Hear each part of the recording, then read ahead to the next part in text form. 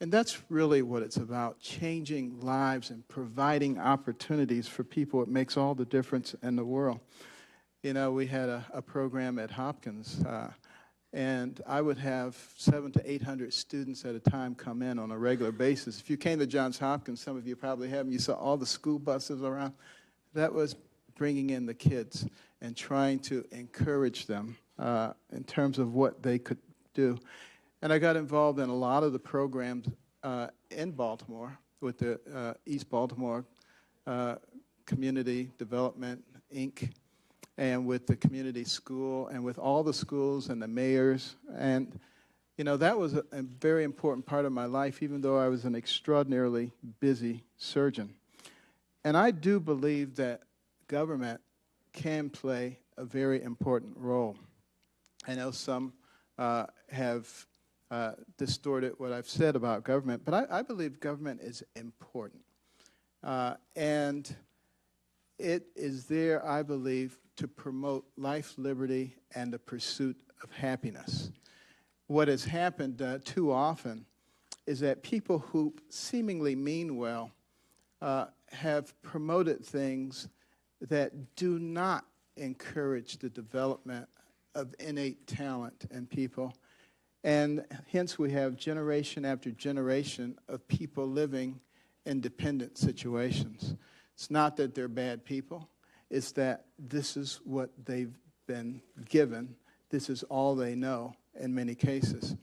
I think we have an opportunity here to do something about that. If we take a more holistic approach. When we talk about HUD traditionally, most people think putting houses over putting roofs over the heads of poor people. But it has the ability to be so much more than that, particularly if we take a holistic approach. And we think about how do we develop our fellow human beings.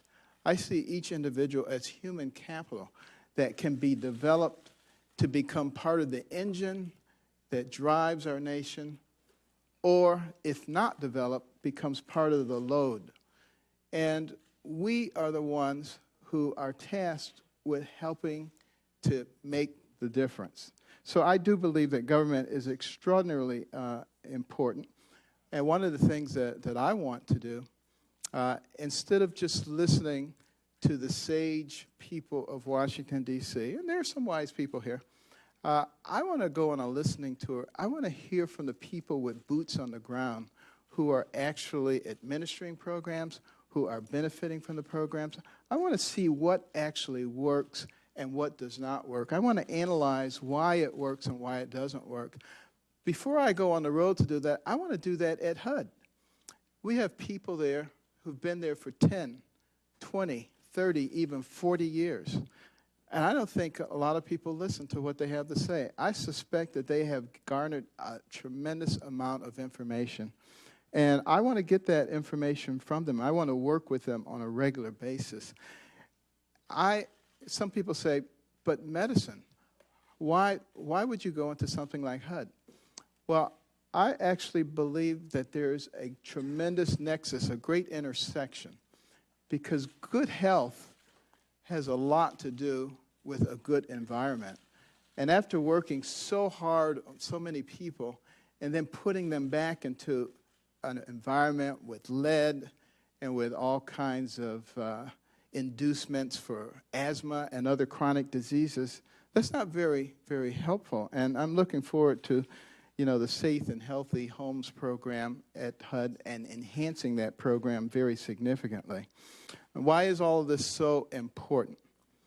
Well, there was a Brookings study, a very important study, which showed that if people did 3 things, their likelihood of living in poverty would be 2% or less. And that's really what we want to do, keep people from living in poverty. Those 3 things were graduate from high school, get a job, and wait until you're married to have children. Think about that. And, what that means is that there are points of intervention, things that we can do to make a difference in people's lives. Also, think about this fact. In terms of our human capital that's being wasted, we have 5% of the world's population and 25% of the prison inmates. That means there's something wrong. We have high recidivism rates. We have people who go into prison with little education and little in the way of skills, and they come out with little education and little in the way of skills. So what are they going to do? They go back to doing what they were doing before. Hence, we have these high recidivism rates. We need to think about, how do we give them education? How do we give them skills? How do we cultivate the innate talent that is in those individuals so that they become part of the engine once again? And recognize we only have 330 million people. Now, it sounds like a lot of people, but that's a quarter of the people they have in India or China. We're going to have to compete with those nations into the future, which means we have to develop all of our talent. Now you say, well, that all sounds great and wonderful, but you were a pediatric neurosurgeon. How could you have anything wonderful to say about any of these things? Well, you know, I have to chuckle when I hear people say things like that, because there's an assumption that you can only do one thing, and that we have these very limited brains and they're incapable of learning anything else. I find that kind of humorous, particularly knowing what the human brain is capable of. Billions of neurons, hundreds of billions of interconnections can process more than 2 million bits of information in 1 second. Any brain can do that. You can't overload it. You hear some people say you overload your brain. You can't do it. If you learned one new fact every second, it would take you more than 3 million years to challenge the capacity of your brain. So we do have the ability to learn. More importantly, we have the ability to work together. And that is absolutely critical. We in America, Democrats, Republicans, Independents, we are not each other's enemies. We must come to that understanding. There are real people out there who really want to destroy us, but we don't need to be doing that ourselves. We need to be combining our collective intellect. And one of the things that I learned in my private life as a board member at Kellogg for 18 years and Costco for 16 years is how to select a good CEO. And I'll tell you, a good CEO doesn't necessarily know everything about the business. He's not a marketing specialist. He may not be a financial specialist. There are many things that he doesn't know, but he knows how to pick those people and how to use them. And that is one of the marks of good leadership. So in closing, you know, I've been very fortunate to be able to move from the bottom rung of the socioeconomic level to the top rung, and to understand how people feel in all those different levels. And I got to tell you, we're all in the same boat. And if part of the boat sinks, the rest of it is going down too. And it means what we need to do is exercise true compassion. True compassion is not keeping people in a situation where we can feel good about what we're doing. True compassion is putting them in a situation where they can feel good about where they're going. Thank you. Thank you very much, Dr. Carson. We'll now go to 5-minute increments for members of the committee to question and discuss issues with you. And I encourage both you and the members to keep an eye on the clock. If we start running over a little, you'll hear me tap the gavel a little to remind you that it's time to wrap up, so that we can all have a fair opportunity for our participation. I will begin first, and then we'll turn to Senator Brown. Dr. Carson, as I mentioned in my opening statement, we've received a letter of support from Bart Harvey, who is the former chair and CEO of Enterprise Community Partners. Mr. Harvey praised the charitable work that you have done to help send disadvantaged students to college. He wrote, "Although we come from opposite sides of the political spectrum, Ben and I share a common belief in helping people move up and out of poverty. He has done that through his outreach to the community and his philanthropy, and I have done it through my work with Enterprise." He further wrote, "I can vouch for his character, his heart, and his drive to help others. Given HUD's role in the fight against poverty and for increased opportunity, I believe he can bring these issues to the national attention that they deserve." Dr. Carson, how will your experiences working with the surrounding community at Johns Hopkins and through the Carson Scholars Help Fund help you run the Department of Housing and Urban Development? Well, having had an opportunity to interact with a lot of people in Baltimore, and particularly in East Baltimore, which many of you know is not necessarily a very affluent area, and that's putting it mildly. And understanding a lot of their housing needs, because many of my patients came out of that environment, an environment where I saw children with pica, with lead poisoning chronically, and what that did to them intellectually, what it did to them medically. Saw so many children with asthma, which is induced in most of those cases by environmental influences. And recognizing that if we can give those people hope, then they can move out of that situation. But giving them hope starts with giving them a safe and a productive environment. And understanding that and understanding how you create those environments is something that I think is going to make a very big difference. And that's one of the reasons that I have already looked at some of the places in Baltimore and talked to the housing commissioner here in Washington, D.C., and talked to a commissioner in Atlanta earlier this week, and I've talked to multiple mayors, and they've given me their take, but they've also invited me to come and look at the places where they are, both the good and the bad. Those are things that I intend to do, not only early on, but continually throughout the process, because I believe there's a constant learning process. And my goal is to get everybody into a decent position, 100% of Americans. Thank you. And Dr. Carson, I know that you've heard some criticism of your alleged positions with regard to public assistance to the poor. You've heard some today. I'd like to ask you if you would, in your words, like to discuss with us what your view is of how we should approach public assistance to the poor. I believe that we in America are compassionate. We have a history of being compassionate to people. And we obviously don't have to do something, but that wouldn't be American. That wouldn't be who we are. Of course, I feel very strongly that we should do everything we can, not only because we're compassionate, but also because we're smart, because we recognize that for every one of our people that we do not develop, it's someone whose talent is not contributing to the moving forward of this nation. And if we're going to be successful in the future, as I mentioned before, we have to develop all of our talent.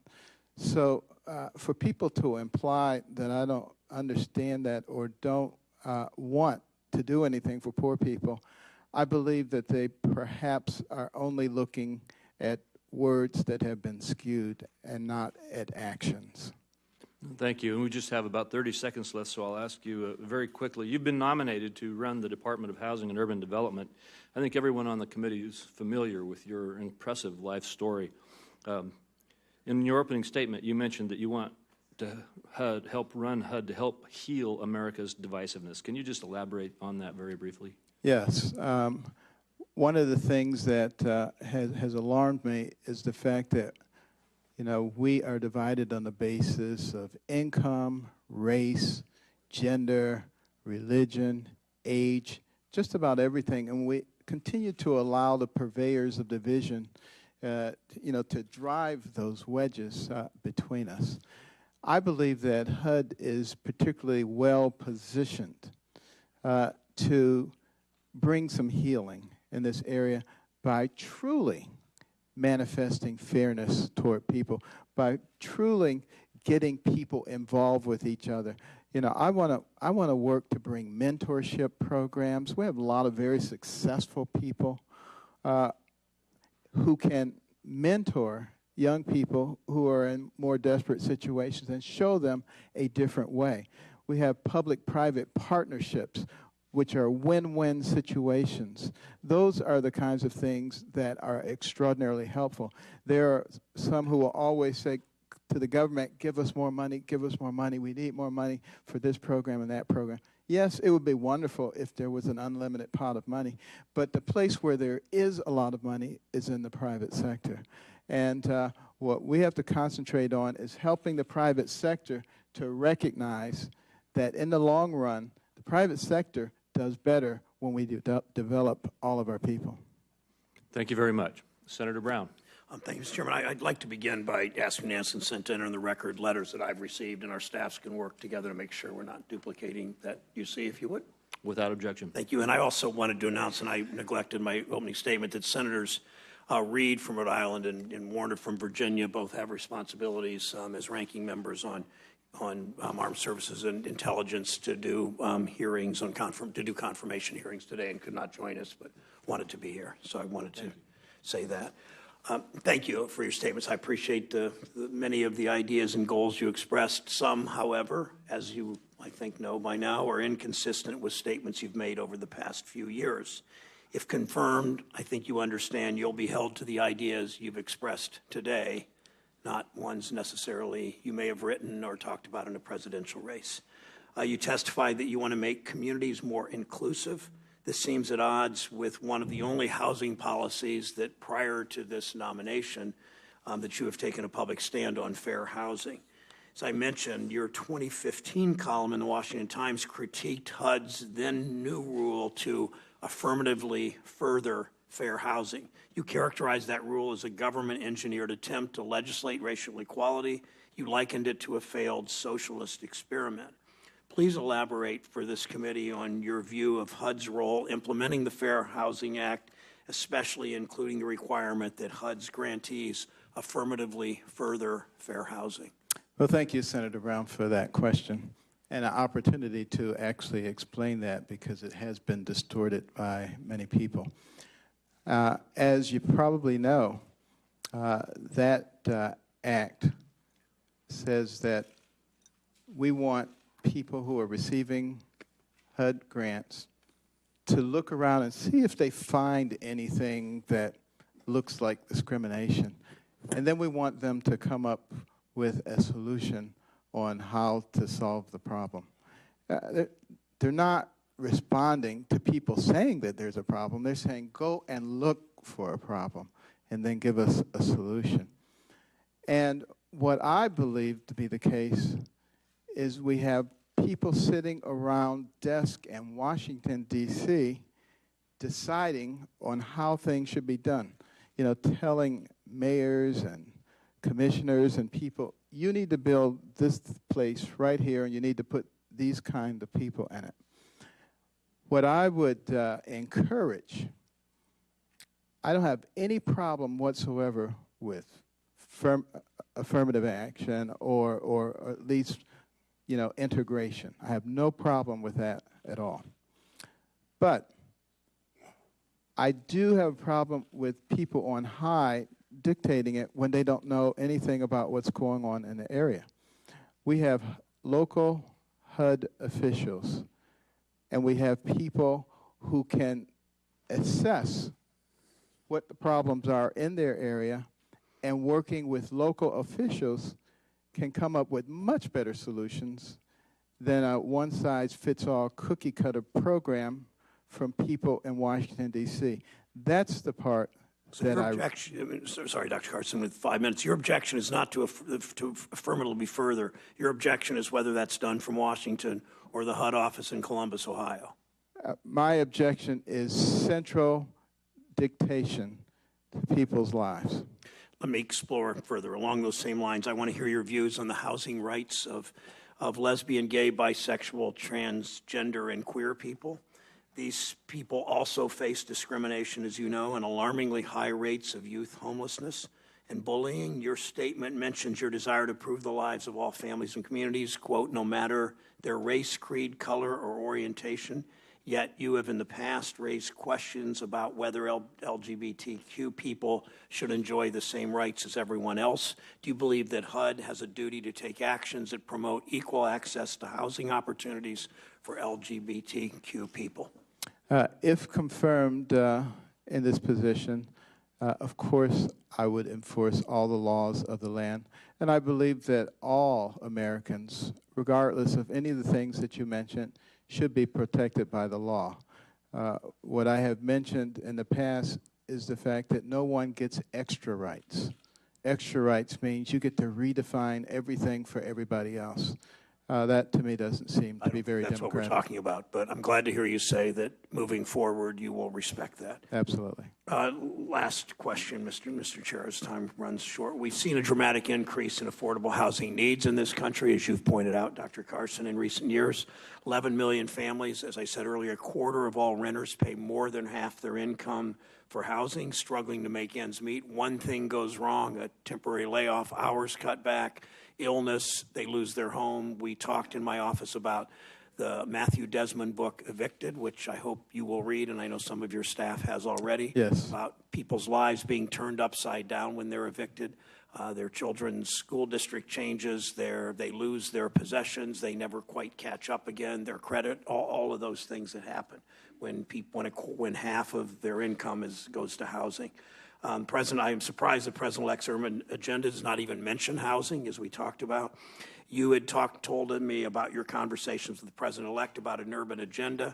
Have you had discussions with him about your plans for housing or his plans for housing? Tell us what those plans, tell us what plans have come from those discussions. Yes, yes, we have talked. In fact, we talked this morning. You have to attack the problem that you describe from both ends. There are a large number of people spending 30 to 50% of their income on housing. That's an unacceptable number. So what we have to do is either raise their income or decrease the cost of the housing. I think both of those areas are areas that we need to work upon. Do you support raising the minimum wage, and do you support the overtime rule, which in my state alone or in your home state of Michigan meant more than $100,000 in each state? People got raises that are making $30,000 and $40,000 a year. If we're talking about raising income, particularly the overtime rule would mean real dollars in people's pockets that are working 50 and 60 hours a week. Do you support those? I support creating an environment that encourages entrepreneurial risk-taking and capital investment, which are the engines that drove America from no place to the pinnacle of the world in record time. So I guess that means you don't support the overtime rule or the minimum wage? It means exactly that my philosophy is that we can increase people's minimum wages by increasing opportunities for them and creating an environment where those opportunities exist rather than artificially trying to change it. Last point, I don't think it's artificial that someone that works 50 or 60 hours a week and has been classified as management can work those hours over 40, making $35,000 a year and not get paid for those hours. I don't think that's artificial when the employer has denied them that straight time or especially time and a half. I agree it's not artificial, but you create the right environment, that employer will have to pay them more because the competition will require it of him. All right, Senator Shelby. Thank you, Mr. Chairman. Dr. Carson, I want to first, again, thank you for accepting this nomination. Thank you. And I want to do, a lot of us want to do everything we can to expedite this nomination. I'm going to do a little of it this morning by not using all of my 5 minutes. But we appreciate you, and we appreciate what you are and what you stand for, what you've done, and what you could do in the housing area. Thank you. I think you're very wise to go on a listening tour. You can learn things because all the wisdom is not here at HUD, but there's some there because Yes. you referenced that earlier.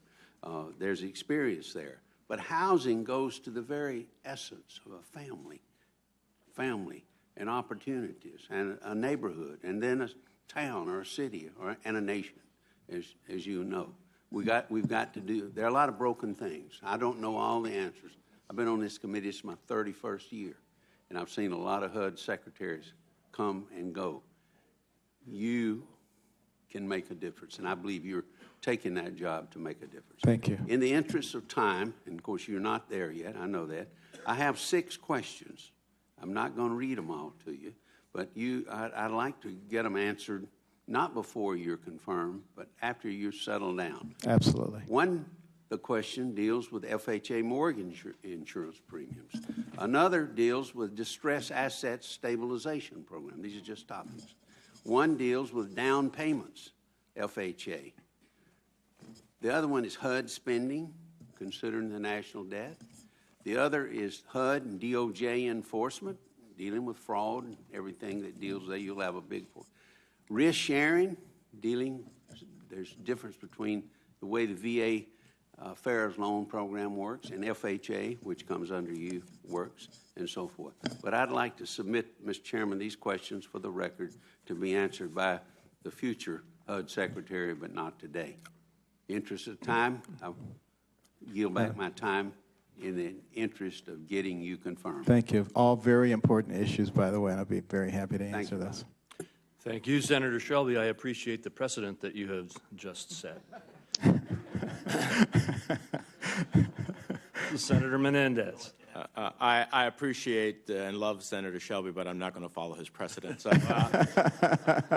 let me say, Dr. Carson, congratulations on your nomination. Thank you. And Thesaura, is it, your granddaughter? Tesora, yes. She's got the right idea. She has her pink earphones on, so it's not an option that you have in the hearing, but nonetheless. Let me say, in preparing for this hearing and reviewing your background, I learned that we grew up in similar circumstances. We both were raised in neighborhoods with fewer opportunities, whether it be Detroit, Boston, or Union City, New Jersey. I grew up in a tenement, and we both had parents who worked twice as hard and made half as much as those in more privileged communities. We both had devoted mothers who were willing to sacrifice everything and anything to give us a chance to succeed. And you did succeed with many notable accomplishments in your field of pediatric neurosurgery. But you're nominated to lead an agency in a completely different field, and our job is to assess your fitness to lead HUD. And in reviewing your past comments and knowing where we came from to get here today, I can't help but see that you and I have arrived here with vastly divergent views about how to empower and create opportunities for the most vulnerable among us. So I have some serious questions, and I appreciate the visit you had with me in my office, about whether your worldview fits the core mission of the Department of Housing and Urban Development. You stated, quote, poverty is really more of a choice than anything else. During the CBS Republican presidential debate in February of 2016, you suggested that, quote, getting rid of all regulations is the key to, quote, getting rid of poverty. You characterize, and I know you just talked about a little bit of the legal obligations to include and create fair and inclusive communities free of discrimination as social engineering, and I want to follow up on that with you a bit. You propose that every federal agency should trim their budgets with a 10% across-the-board cuts year over year. I think of that more as a meat axe, not a neurosurgeon's knife.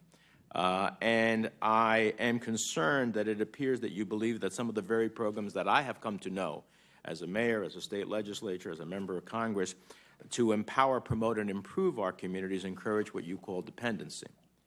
So given that record of your views about poverty and housing, I'd like to get a sense from you, do you truly believe in the mission of HUD? For instance, should the government continue to provide rental assistance to the more than 4.5 million low-income households across this country who are currently receiving it and who use that to find a place to call home? Thank you, Senator, for that question. First of all, if you've followed carefully what I've been saying, the concept of cutting across all the different departments was presented as a concept. In other words, not favoring one group or another group. I have modified that much later on to 1%. But the point being, we can never seem to cut because people have their programs and they say this one's sacred and this one's not. So the point being, if we can find a number on which we can agree and begin to cut back, we can start thinking about fiscal responsibility. Bear in mind, we are approaching a $20 trillion national debt. I appreciate that. My specific question is, do you agree that the government should continue to provide rental assistance to the more than 4.5 million low-income households across this country? I think the rental assistance program is essential. And what I have said, if you've been reading my writings, is that when it comes to entitlement programs, it is cruel and unusual punishment to withdraw those programs before you provide an alternative route. Mm-hmm. Now, let me ask you, in response to Senator Brown, you talked about fair housing, and you said you had no problem with affirmative action or integration, but there actually is, under the law, an affirmative obligation to affirmatively further fair housing. And you said what you didn't care is for the top-down response, but yet the new rule that was developed through a 2-year public comment process requires, quote, local communities to assess their own patterns of racial and income segregation and make genuine plans to address them. That is not a top-down. So are you committed to the statutory obligation of affirmatively pursuing furthering fair housing? Well, this has been a judgment passed down by the Supreme Court. It has become the law of the land, and of course, if confirmed, I will enforce it. Thank you, Mr. Chairman. Senator Toomey. Thank you, Mr. Chairman. Dr. Carson, welcome to the committee. Thank you very much for your willingness to serve. I'm grateful to you for the service you have provided to our country in various ways and the service you're about to undertake. I appreciate your coming by my office and the discussion we had yesterday. It strikes me as a misguided notion to measure the success of a government agency like HUD by the number of people who live in HUD housing. A better measure, in my mind, would be how many people no longer need HUD housing. And I would like to explore that a little bit with you, especially this idea you talked about how you hope to work with other agencies and departments within the government to help develop the innate capabilities of these people that I know you feel very strongly about. But first, a couple of somewhat specific questions about FHA, if I could. In 2006, FHA insured 2.7% of mortgage originations. By 2015, FHA was insuring 17.1% of such originations. So the FHA's contingent liabilities now have absolutely ballooned to the point where it was $245 billion in 2006. It's $1.2 trillion today. So in other words, taxpayers are on the hook for $1.2 trillion worth of mortgages. That, all the while, there is a private industry that is in the business of insuring mortgages. Right. Do you share my concern that this massive, explosive growth in the FHA's mortgage guarantee business has interfered with a viable private alternative that does not involve taxpayer risk at all? Thank you, Senator, and thank you for the enjoyable time we had at your office. First of all, it is a big number. I mean, 8.5 million FHA loans and $1.25 trillion. So, of course, we have to be concerned when we're talking numbers of that magnitude.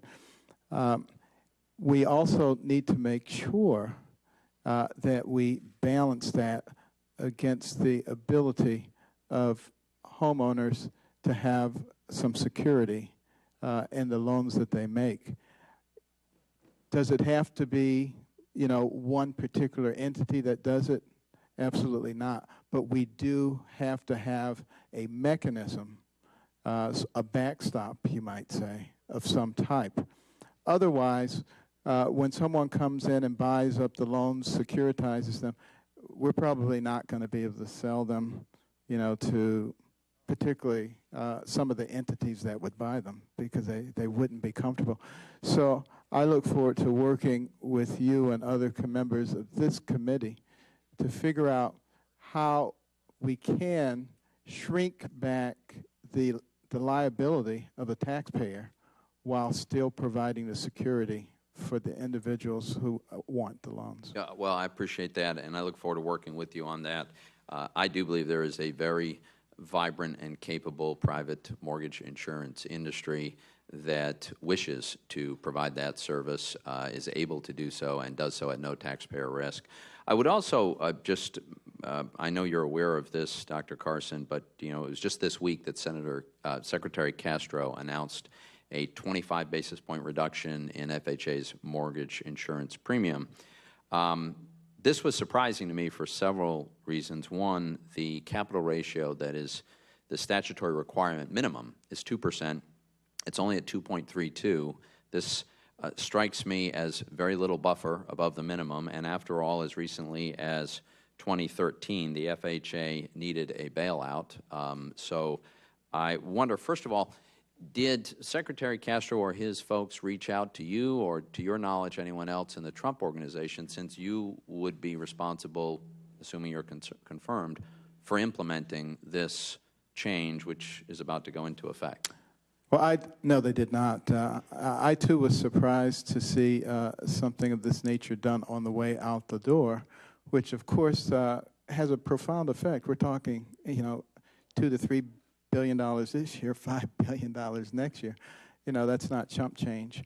So certainly, if confirmed, I'm going to work with the FHA administrator and other financial experts to really examine that policy. Thank you. I appreciate that. And, Mr. Chairman, if you'll just indulge, my last question is just to refer back to my first point and ask Dr. Carson if you might share with us some of your thoughts about how you hope to work with other agencies, departments of the federal government to help people achieve what they're capable of achieving and the independence that comes with that. Thank you. I think that's a very important concept.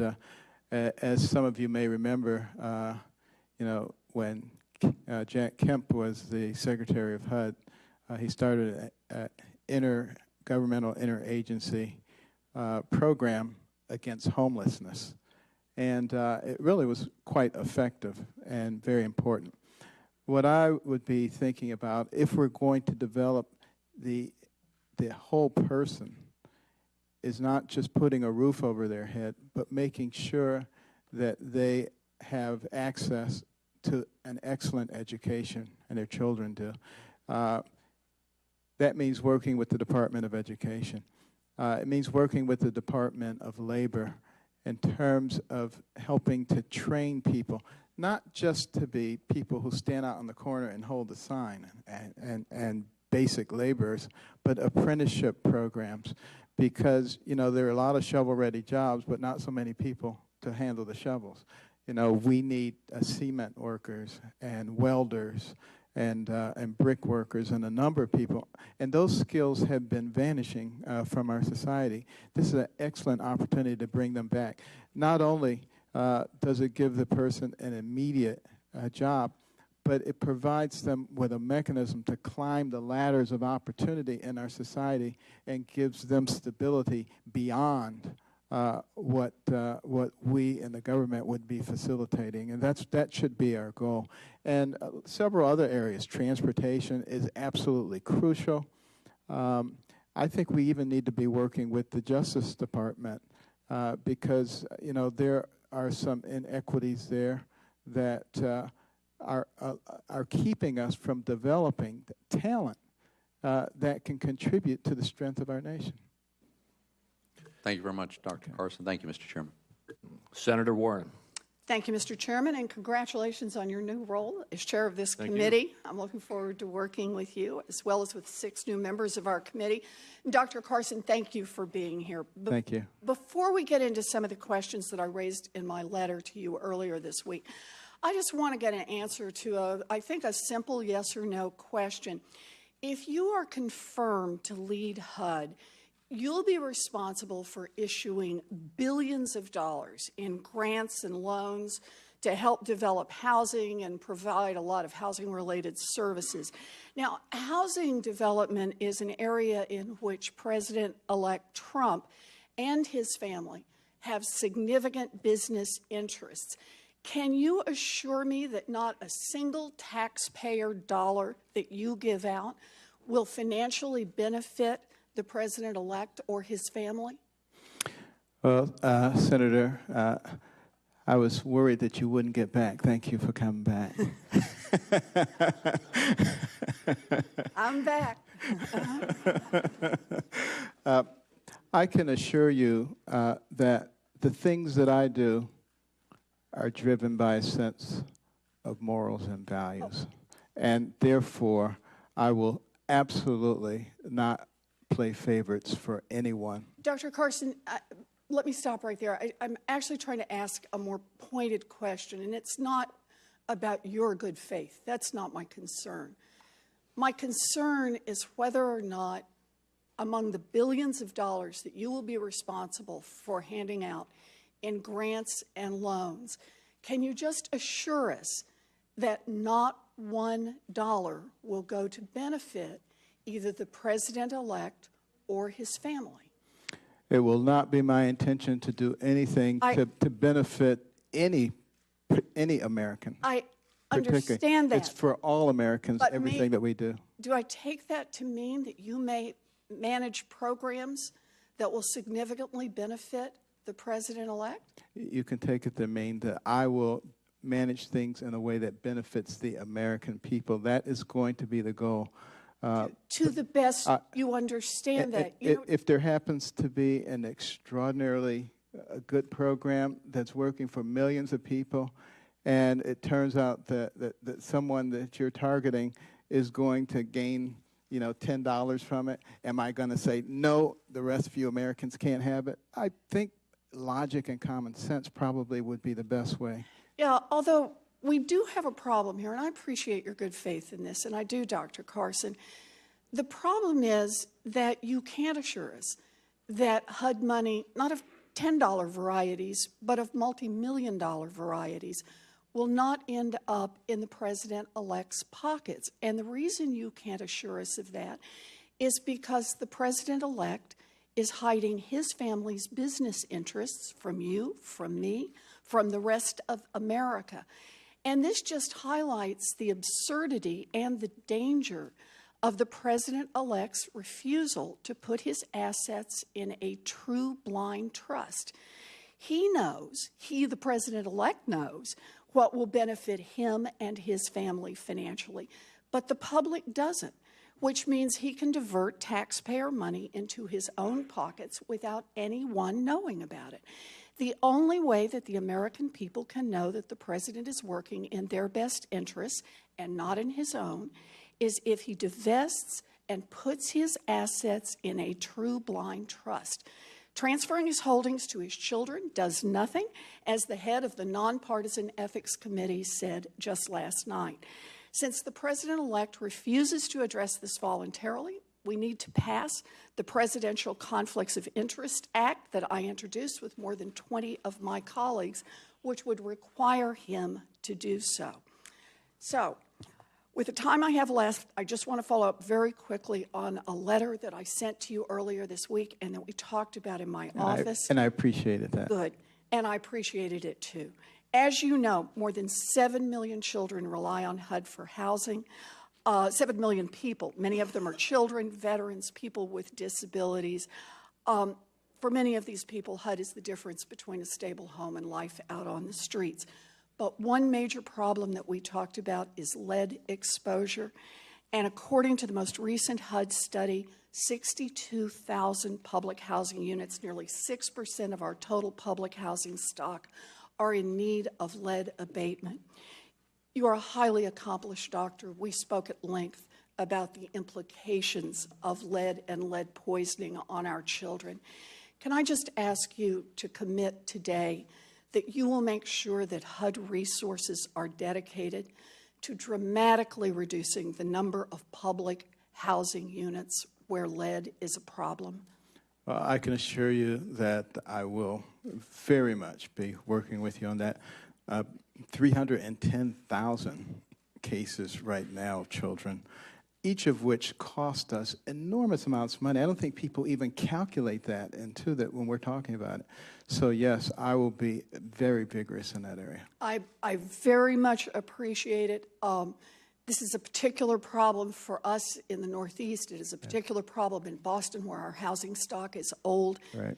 And it is absolutely critical that we get the lead out of these housing units and that our children have a chance to grow up without being injured by our own negligence. I look forward to working with you. Thank you for your leadership in that Thank area. you. Thank you, Dr. Carson. Senator Heller. Mr. Chairman, thank you, and congratulations on the new chairmanship. Thank you. I look forward to working with you. And Dr. Carson, it's good to see you, and You I too. welcome you, and congratulations on your nominee and for your family. Thank you. I think that's wonderful. And I still fondly remember Ben Jr. Out in Carson City, Nevada, at a parade that we had, and then he came over to a chili feed. I don't know how much chili he ate, but his presence was appreciated. So thank you very much for taking that time.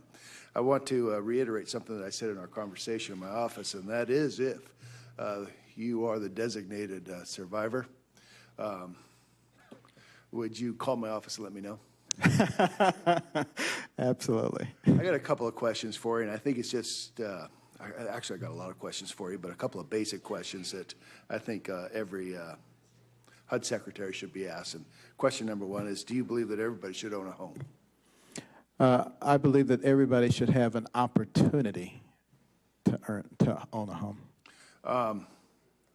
Do you believe that we should preserve and protect the 30-year home loan mortgage? I believe the 30-year home loan mortgage has enabled millions of Americans to achieve the American dream. I think there are probably a number of ways to preserve that dream. Do you support a federal government backstop like Fannie or Freddie or any other entity similar to that of the U.S. housing financial markets? I do support some type of backstop, but I also am very much in favor of introducing more private entities into the market. You'll be willing to work with this committee on what alternatives those may be? I would very much look forward to doing that. Dr. Carson, I appreciate that answer. Let me go to another topic, and that's the fact that we have over 300,000 veterans in the state of Nevada. Las Vegas and Reno, veteran homelessness remains a very serious problem. But things have gotten a little better, and thankful to the private sector and people getting involved and helping, but it still remains an issue. We have 200 veterans in Reno that have qualified for vouchers to help pay for rent.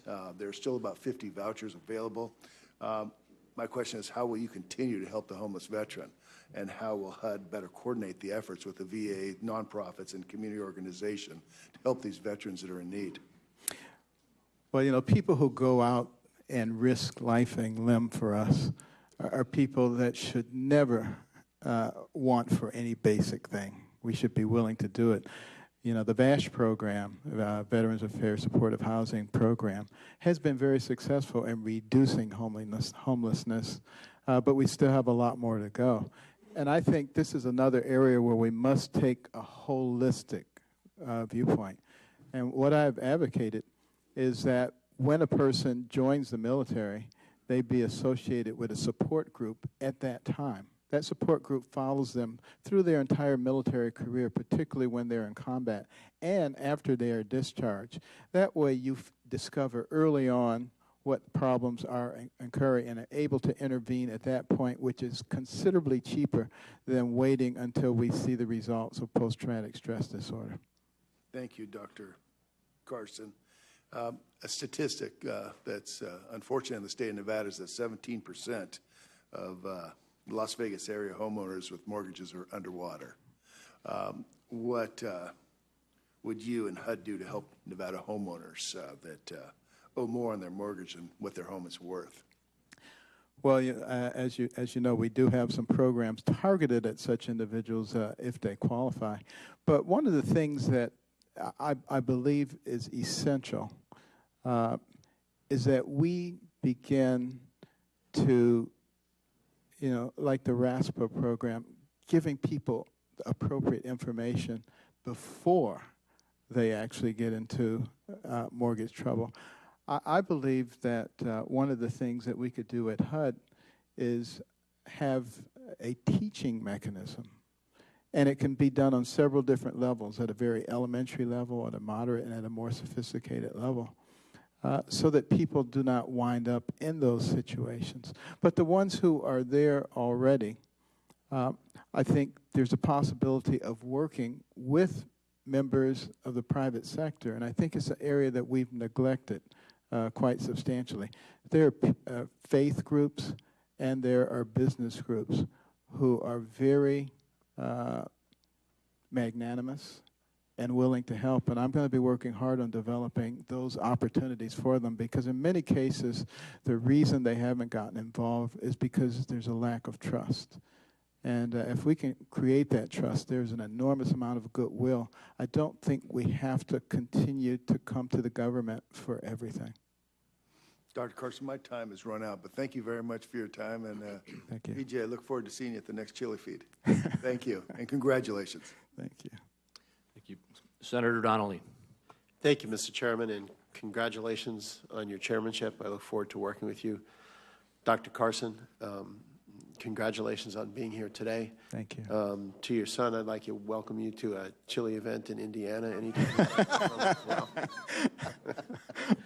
we may have a little different recipe than Nevada, but I'm sure you'll enjoy it. Dr. Carson, I talked to you in my office about East Chicago. Yes. Hard by the Chicago border. And we have a situation where a housing complex was built on top of an old lead company. Yes. More than 300 families' lives have been upended and put at risk due to the presence of significant levels of lead and arsenic in the soil. HUD is a big part of the relocation effort, and you'll be coming in the middle of this. Yes. In effect, it's going to be handed off to you. And roughly half the residents are still on site, half the residents we've been able to move. We're pursuing emergency HUD funding for the safety and security and ultimately the demolition of the complex. Can I have your commitment that HUD will continue to be part of the leadership of this effort and to dedicate the resources necessary to get this right for the residents and for the local officials of our town? Absolutely. Whenever we're in a Superfund situation and lives are in danger and our children are in danger of being poisoned, I believe that becomes an emergency, and we will push very hard to complete that process. We're really going to need you as a teammate on this, and all of the children there appreciate it, and the families do as well. I wanted to ask you, when I was in the House, I served on the Veterans Affairs Committee. I serve on Armed Services Committee now. One of the biggest housing challenges we face is for our veterans, who many are homeless. One of my cities, Kokomo, built a 29-unit complex for homeless veterans. And the question among some was, would there be enough to fill this? Because Kokomo is not the biggest town. It's an awesome town, but not the biggest town. And on day one, what we found out was 29 was not enough. Right. And it's that way across the country. And every night there are veterans who are putting their heads down on concrete somewhere. And whether it's their economic situations or PTSD or some other challenge that they have, I'd really like HUD to be part of the solution of this. The VA is deeply involved in this. Yes. But with HUD, the first H is housing. And we owe it to our men and women who have served this country to make sure they have a decent bed to sleep in at night. And if you would make sure that you have people dedicated to this proposition, it would go a long way toward meeting the commitments we've made and the promises we've made. Well, I'm very proud of the VASH program. I believe that it needs more enhancement, and what you're saying reflects very well my sentiments. Thank you. Another challenge, we have not only in Indiana but across this country, the opioid drug epidemic. I discussed with you the town of Austin, Indiana, where we wound up in a city of 4,200. We're 197 right. contracted HIV, and they've been fighting back, and I'm very proud of the people of that town. You'll have the opportunity to assist individuals suffering from chronic illness through housing and combating homelessness. As we look at this, could you tell me a little bit, you have tremendous medical background as well. Your understanding of the connection between housing and health outcomes and trying to leverage the agency to combat opioid abuse and some of these situations we see? Well, the nexus is great between between healthcare and housing. And it's not just the contamination with lead and other agents, and it's not just the mold and things that cause chronic asthma, which is a huge medical cost for us across the country each year, but it's also the safety issue, the psychological well-being. I was talking to a student in Baltimore who was sitting in her living room studying, and a bullet came through the window. It becomes very, very difficult to concentrate under those circumstances. And so, we need to be looking at safety as a component of that as well. So again, some of the programs that we have, the choice program, for instance, that tries to come in and ameliorate the environment, I think those are actually very, very important programs for the health of the individual. Thank you, Doctor. My time is up. The last thing I'll say is the Hardest Hit program has been very helpful to not only my state, but many others. So please keep that in mind. Absolutely. Thank you, Doctor. Thank you, Mr. Chairman. Thank you, Senator Scott. Thank you, Mr. Chairman, and congratulations to your new chairmanship. Thank and you. We all wish you much success. I would also ask for unanimous consent to add to the record from the South Carolina African American Chamber of Commerce a letter of support on behalf of Dr. Carson. Without objection. Thank you very much. Dr. Carson, and to your family, thank you all for being willing to serve. No question, if you are confirmed, your entire family will feel the impact of your service to this country. There's no doubt that if there's a person in this country that has really no reason to offer yourself to public service after all that you've already done, it would be you. You've done a fabulous job and been a great example for many of us in many ways. And like Senator Menendez suggested, his background as well as my background and yours are very similar. Right. I reached a type of conclusion that you have, however, that there is so much potential inside the human heart and the human head and brain that we ought to look for ways to expose that potential. Exactly. Allow for people to experience their full potential. That is such an important part of the equation. And I believe, like you believe, I think, that the greatest thing that we can do for folks is help them find the path to their own independence. Exactly. It is not to suggest that government does not have a role. It is, however, to suggest that government does not have the role in someone's life. And I think that your life demonstrates that, as well as your answers to so many of the questions. I think it's been very important.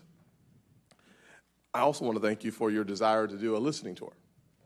We have had many issues around housing for many decades, frankly. When I was on the county level as the chairman of a county council in South Carolina, we had housing concerns and issues, and listening to the very people who live in the housing is such an important part of the formula that we should produce that will benefit the American people, and specifically the American people within public housing. Exactly. And so that willingness is important.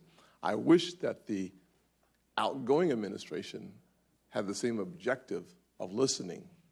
Even the senators would be kind of interesting. So I would encourage you to listen to the senators and folks who appoint you to the position at HUD. Whether that's Democrats or Republicans, it's very important to remain responsive. And I will use one case in point. There was a housing tragedy in Florida where Marco Rubio and Senator Nelson spent an enormous amount of time uncovering the challenges and the lack of inspections in HUD housing. Mm-hmm. We invited HUD to participate in one of the hearings. No one showed up. $47 billion agency, thousands of employees here in Washington, D.C., and we couldn't find anyone to listen. Listen to the elected officials who had serious concerns about the living conditions of people in public housing. Not a single employee could find their way into the United States chambers. I can't imagine how that made them feel about their government, about their opportunities for success, about their opportunities to find the next rung on the ladder. I expect that under your leadership, the experience will be very different. Incredibly different than that. One of the things I found refreshing about your approach is indeed the notion of a fresh start in housing. Someone who holistically understands and appreciates the necessity of affordable, clean, stable housing as a part of that journey to the American dream. I would love to hear your thoughts on how you incorporate the holistic approach to the new opportunity that, if presented to you, you'll do a fantastic job with. Well, thank you, Senator Scott, and also for the wonderful example that you are for millions of people. The reason that I concentrate so much on the holistic approach is because when I look back historically at an agency like HUD, and there have been a lot of good programs, and one program after another, and they've been targeted at specific problems, and it's good, but the progress perhaps has not been as great as one would like to see. And one of the things that I discovered as a neurosurgeon is you're much more effective when you bring in a bigger picture view of things. Don't just look at, the tumor that somebody has in their brain, but look at the whole person and how can you bring health to this entire individual, and how can you then put them into an environment where they can thrive? And that's the same principle that I'm looking at here. The programs that have been enacted in HUD over the years, they're good programs, but in and of themselves, they're not bringing about the elevation of large numbers of people. And that's what we're really looking for. We don't want it to be a way of life. We want it to be a Band-Aid and a springboard to move forward. So that's why I place so much emphasis on education. And that's why I place so much emphasis on health care. I'm not just talking about lead abatement, but I'm talking about perhaps putting clinics into neighborhoods so that people don't rely on the emergency room where it costs 5 times more and where you don't get the kind of follow-up that will prevent you from having stage 5 renal disease. That's what I'm talking about by a holistic approach. It saves us so much money if we begin to think that way. Fresh start. Thank you very much. Thank you. Thank you. Senator Schatz. Thank you, Mr. Chairman. Thank you for having me on the committee, Ranking Member Brown as well. Dr. Carson, thank you for our visit earlier this week. It was a wonderful. pleasure Thank you. To get to know you. There's been a lot of talk about your political philosophy in the context of your previous years, a political campaign running for president, your personal views about poverty. I appreciate all that, and I appreciate that you seem to understand that you're possibly entering into a new role, and that is, it's different. And I can see the evolution even during this hearing. But let me just talk about where the rubber hits the road when it comes to leading an agency, and that is in advocacy for the budget. In the end, in the presidential budget process, in the appropriations process, at this authorizing level, I need to know that you're going to advocate for the HUD budget. And for me, that's a threshold question that you're not going to. There are other nominees who I think some of us feel are going to lead an agency in order to undermine its mission. I don't hear that from you, but I would like to hear the words that you would like to advocate for the HUD budget. Okay.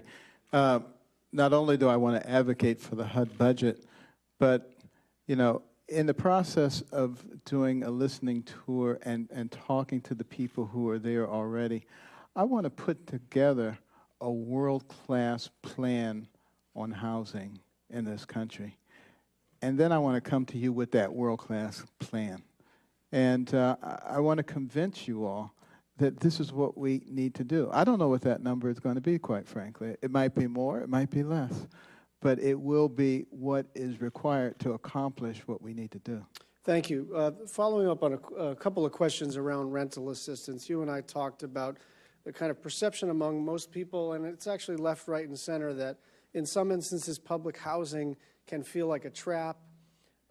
And certainly members of this committee and you yourself have transcended very difficult circumstances, and it wasn't government that helped you to do that. I understand all that. But there is abundant evidence now that specifically when you think about assisting people in transcending their circumstances, when you need that hand up rather than a hand out, that it does start with housing. And that even though we have great difficulties in our public housing authorities, even though the Section 8 program is imperfect,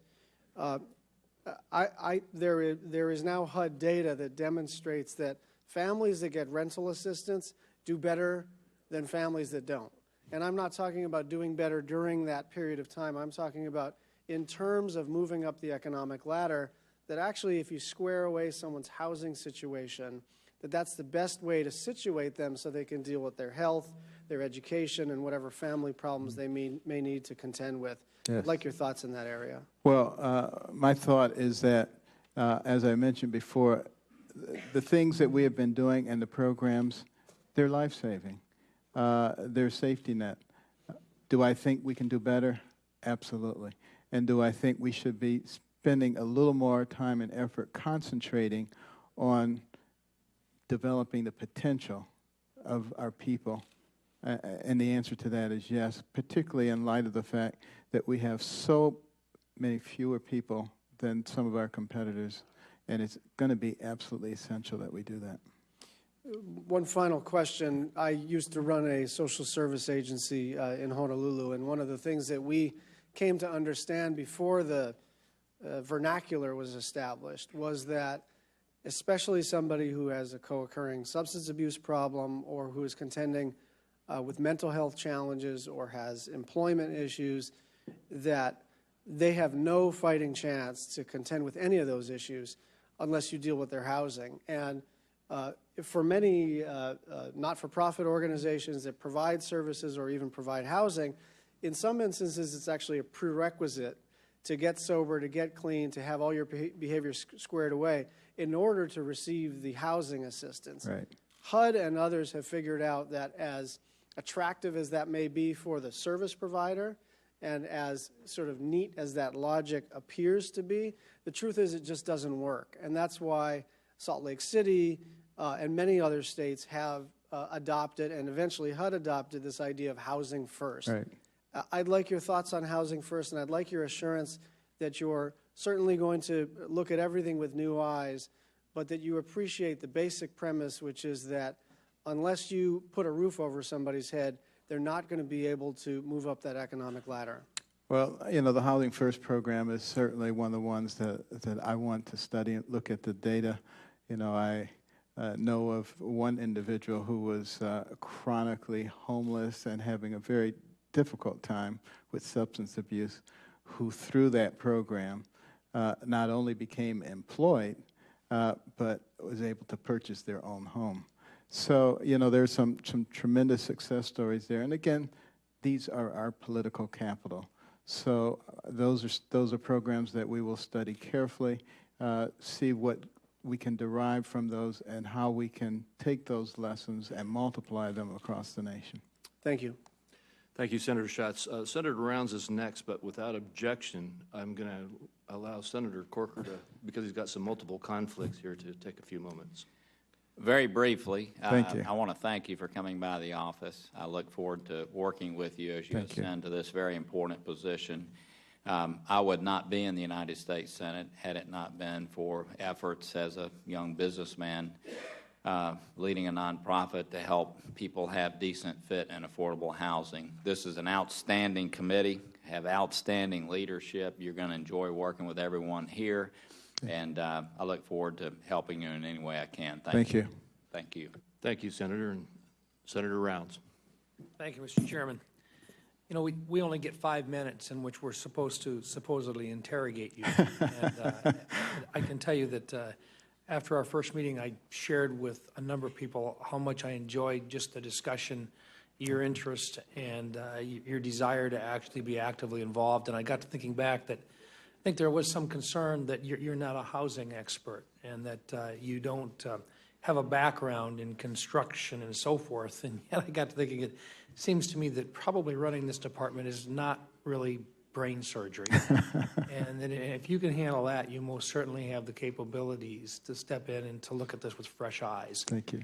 One of the items that we talked about was Native American housing in South Dakota and in rural areas. I'd just like, I'm not sure that you even had a chance to look at any of the materials that we had shared with you, but there was a real strong concern on the part of Native Americans in the rural areas that the current formula in which funds are being distributed by HUD was not following that which had been recommended by some senior staff, and in fact was following an old guideline. Yes.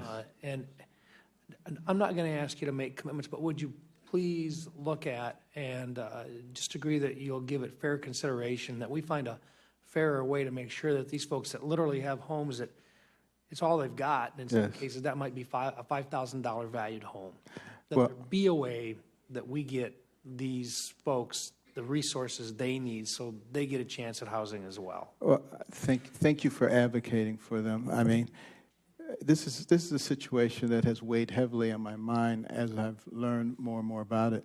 You know, we have a $650 million budget plus 66 million, but the Native American, Housing Assistance Self-Determination Act has been sort of waiting to be re-upped for 6 years. So, I'm looking forward to the Senate, going ahead and reauthorizing that act in the very near future. And the amount of red tape on the reservations, as you know, is astonishing. I mean, on tribal lands, if you want to build a house, you have to get permission from HUD, permission from the Interior. If you want to put a driveway on it, you have to get permission from the Department of Transportation. I mean, this is craziness. So we need to bring back a little bit of common sense and have the people associated with those tribes involved in that decision making. Do you believe that there's a possibility that we could coordinate efforts on VA housing as well on reservations? This is a case where last year I found out that literally the Minneapolis region had led the nation in the number of VA loans authorized in the entire nation, and they had authorized 5. This is a system which is broken. It is totally broken. And yet VA has lots of different things they do. This is not part of HUD. Nonetheless, it seems to me that there should be a coordinated effort to provide literally getting the results for people that live in poverty today, veterans who we shouldn't be, they shouldn't be looking for a handout. What we should be doing is providing them with the service which they are entitled to. And I would hope that perhaps with a fresh look, there could be some coordinated efforts to provide that service. Well, thank you, sir. I think veterans can be a healing balm for all of us because we can all agree on that. Also in South Dakota, we're a small state. We receive funds annually for the Community Development Block Grants, CDBGs. They're often used in low and moderate income communities in order to invest in infrastructure developments that allow for less expensive housing to be developed. As a former governor, I remember we looked forward to being able to utilize CDBGs. They were valuable. They really did extend the amount of money that we had available. Can you give me your assessment on CDBGs and a commitment that CDBGs are critical, and if any way that they could be expanded in terms of dollars going into very good projects? Right. Just your basic thoughts on the CDBG program. I think, well, obviously it's one of the major programs of the Community Planning and Development Division. Very important because it gives people a great deal of flexibility. I'd be actually looking to increase the flexibility, but at the same time have a much better control of the finances. One of the reasons that the finances have not been carefully controlled and why the Inspector General has been critical, I think lies with the fact that our IT is so far behind. Our computer systems are dated, and it's much easier for people to, do things under the table. That's one of the things that I'd be looking to fix right away. Very good. Thank you. I look forward to supporting your nomination. Thank you, Mr. Chairman.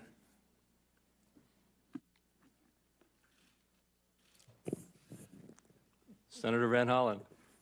Thank you, Mr. Chairman. Thank you for your welcoming remarks, you and the ranking member. Dr. Carson, it's great to see you. And As somebody who represents the state of Maryland, I want to thank you for the good work you did as a neurosurgeon at Johns Hopkins and the good work you've done in East Baltimore. And you certainly know the city of Baltimore. And when you and I met yesterday, I mentioned that after the Freddie Gray tragedy in Baltimore City, President Obama established a White House task force to help Baltimore City by trying to break down some of the silos among different federal agencies. And I asked you then whether you would urge the incoming president to continue that White House task force. You indicated yes. I just want to make sure that we're on the same page. I very much on that page of integrating the silos and taking holistic views of virtually everything. The synergy that we derive from that will be great. And continuing this White House task force, I hope we can work together to continue that going forward. The more we work, the better.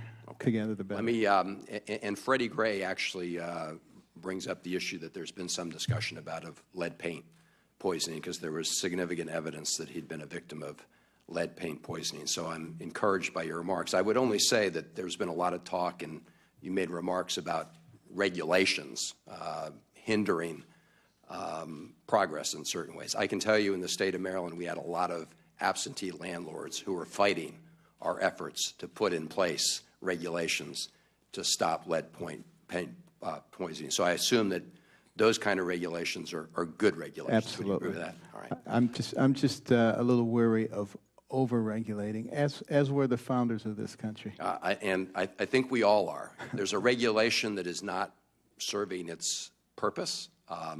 We should be getting rid of it. Right. If there's a regulation that's needed to protect the public good, absolutely, we should probably put it in place. And I do, my colleagues have asked you about some of your previous comments as they relate to this new job, and I just wanted to do the same thing on some, because there's this ongoing conversation about federal government programs not creating opportunity but creating dependency. We all want to use these programs to create opportunity so people can lift themselves up and become self-sufficient. That is a shared goal. And during the campaign, you did make some disparaging comments about housing subsidies specifically, along with a litany of other things, saying, that, there are people who say I'm compassionate, and they pat people on their head and say, there you are, poor little thing. I'm going to take care of your needs, and you mentioned housing subsidies as one of those. As I understand your testimony today, you see an important positive role for housing subsidies as part of an effort to help families get on their feet as a safety net and move on. Is that right? That's correct. Okay. I also agree with you. We had this conversation in my office about the fact, and you said it this morning, that just having a roof over your head doesn't necessarily solve someone's problems. You want to expand educational opportunities, and I could not agree with you more. Greater synergy there would be important.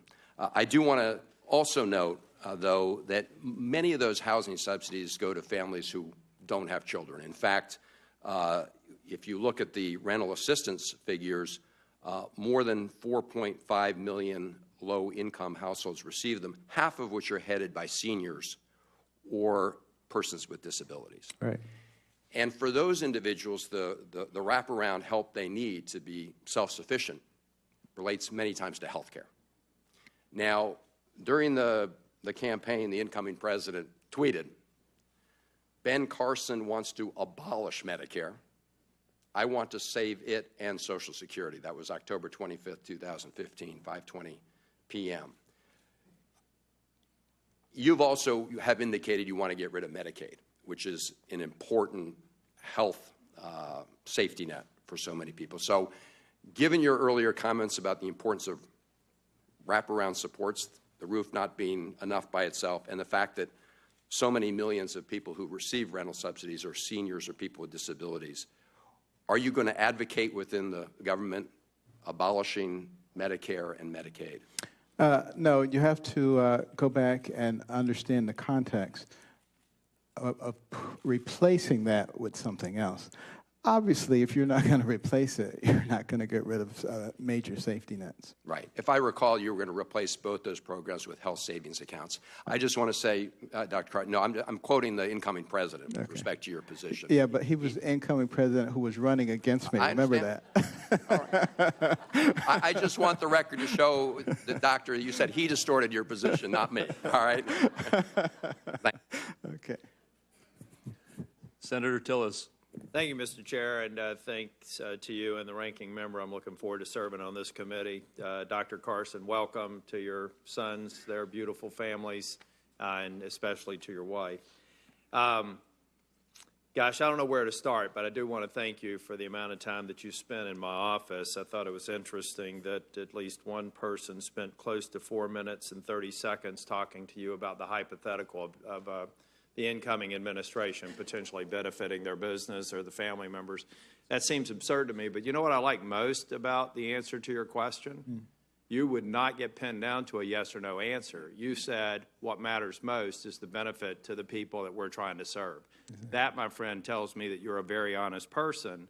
You could have been attacked for that. I don't know if it was just nuanced and the person who asked you that question didn't understand what you said, or if they just decided that was too principled an answer to take you on. So thank you for that answer, and keep those principles in place. Now, as a practical matter, before the fake news cycle start, I doubt seriously that scenario will ever come up, and I'm kind of tired of the hypotheticals. I want to get to the specific.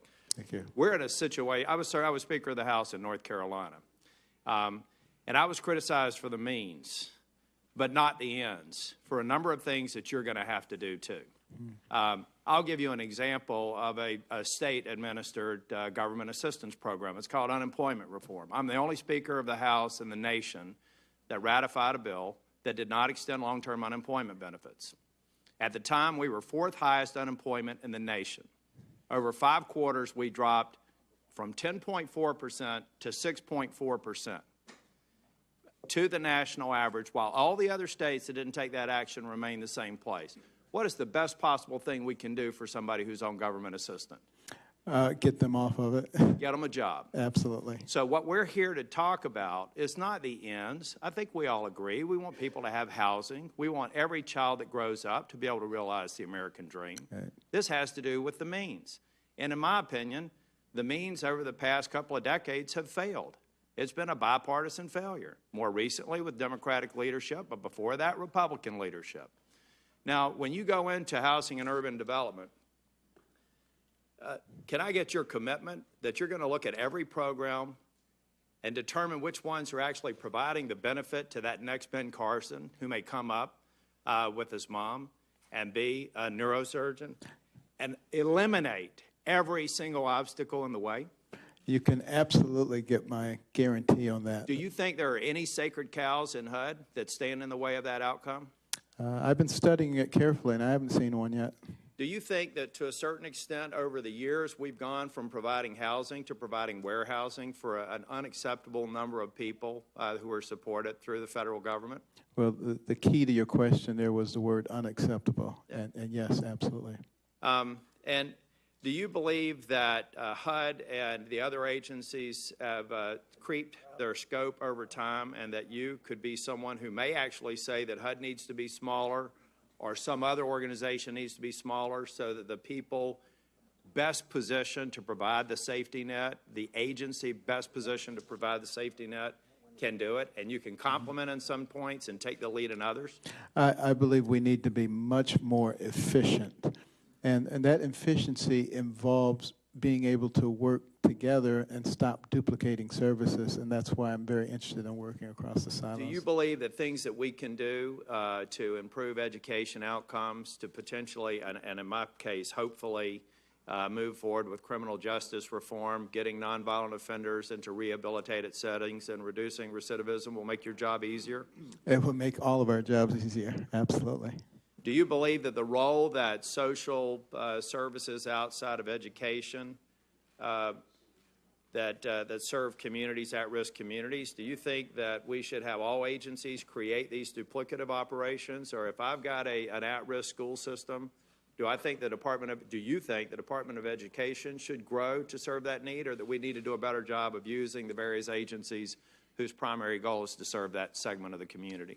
Definitely, we need to do a much better job. So will you commit to me, if you identify anything that seems duplicative to any other agency, that you will come before this committee and say, we want to move it, have someone else on it, and have them be accountable for the results? I'm very much looking forward to working with this committee to do that, absolutely. I appreciate your forthrightness. I think you've done a great job in this committee and a great job in your career. I look forward to supporting your nomination. Thank you, sir. Thank you. Senator Cortez Masto. Thank you, Mr. Chair and Ranking Member. As a new member of the committee, I look forward to working with all of you. Welcome. And thank you very much. And Dr. Carson, welcome. Thank you. And congratulations on your nomination, and welcome to your wonderful family sitting here with you. There's been a lot of questions. With your indulgence, I'm just going to get right to them because I know it's getting a long day for you and morning. And just my colleagues have asked a number of questions, and I would like to just kind of reaffirm some of them. In your role as the leader of HUD, will you promise to protect the LGBTQ community from discrimination? Absolutely.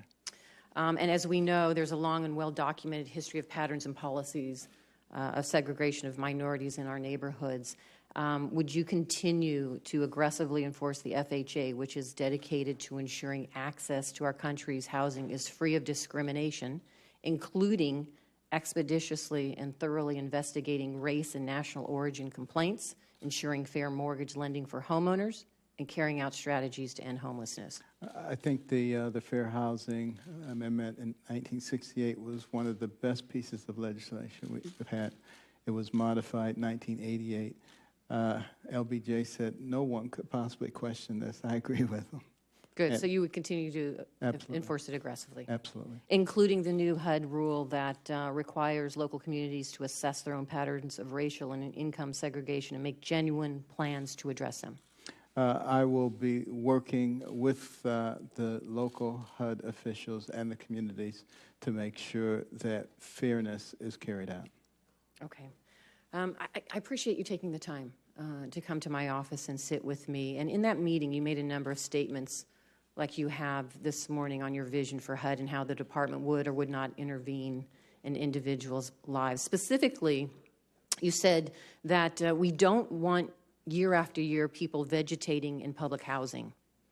And these comments were a little concerning to me, and for this reason. In Nevada, the fair market rent for a two-bedroom apartment is around $950 per month. In order to afford this level of rent and utilities, a household has to earn $38,000 annually.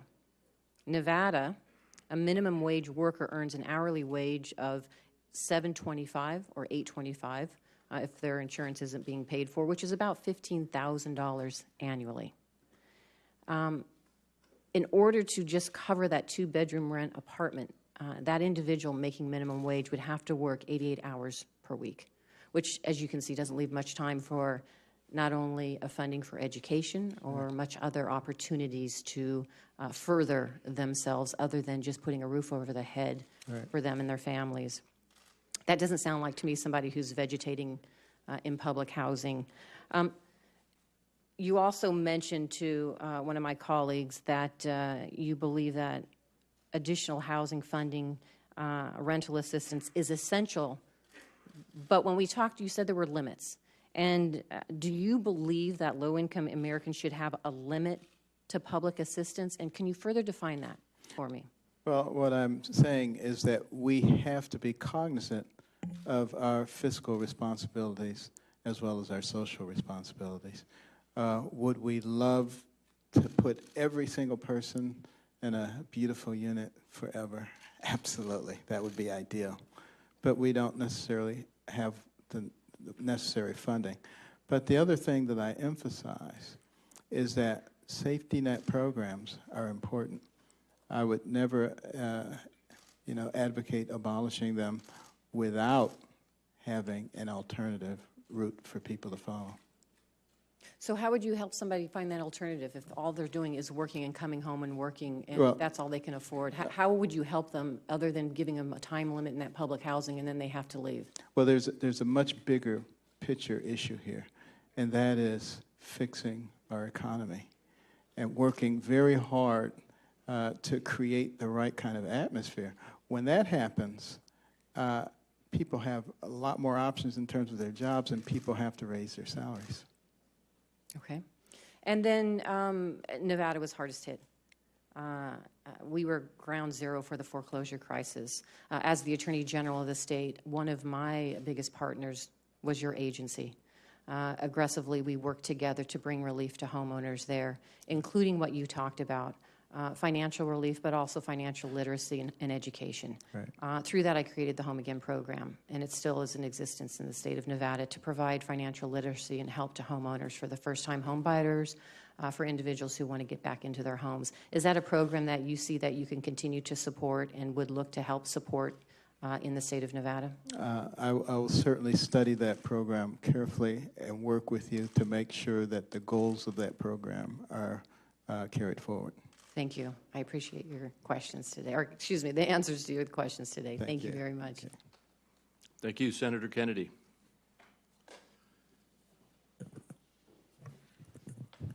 Thank you, Mr. Chairman. Dr. Carson, when you were performing neurosurgery at Johns Hopkins Hospital, were you concerned primarily with how much the operation cost and how much money you were generating for the hospital, or were you primarily concerned with fixing your patient's problem? Primarily concerned with fixing the problem, absolutely. I want you to understand my agenda. I'm not interested in taking away affordable housing from people in need.